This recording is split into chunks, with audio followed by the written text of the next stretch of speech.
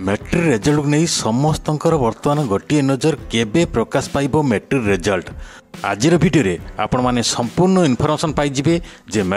Matric result को नहीं सरकार कौन घोषणा रही आ मैट्रिक रिजल्ट तारीख केबे क्यों समय बाहर सबकि ये भिडियो आपण मैंने जानीपारे तेणु भिडियो को शेष पर्यंत देखूँ। नमस्कार मु गदाधर आपण मानक स्वागत करुँ जीपी न्यूज यूट्यूब चैनल रे नुआ होते चैनल को सब्सक्राइब करी पाखरे थिबा घंटी बेल को ऑल नोटिफिकेशन सेट कर दिंतु जहाँफल आग को जहाँ कि इनफॉरमेशन आसो सर्वप्रथम आम चैनल माध्यम जानीपारे आ डेरी न करी एवं चलतु जानी नवा।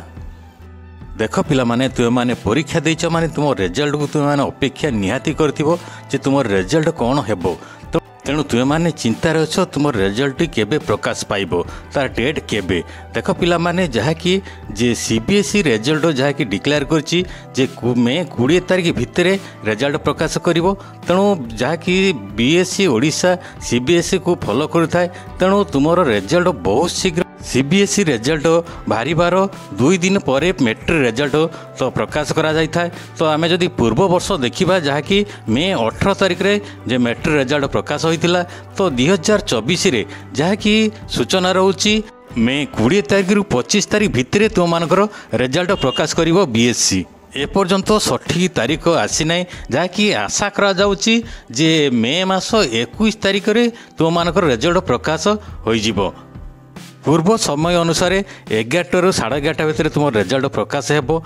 तुम्हें माने प्रथम रिजल्ट देखापी जो इंडिया रिजल्ट रही वेबसाइट की जाई तुम्हार नाम किंबा तुमर जो रोल नंबर अच्छी से रोल नंबर दे निजर रिजल्ट देखिपार। ता सहित बीएसई वर्ष गोटे बड़ पदक्षेप नहीं तुम मैंने जो फॉर्म फिलअप कर मोबाइल नंबर देथिलो जदि से मोबाइल नंबर तुम व्हाट्सअप थी ताहले से व्हाट्सअप को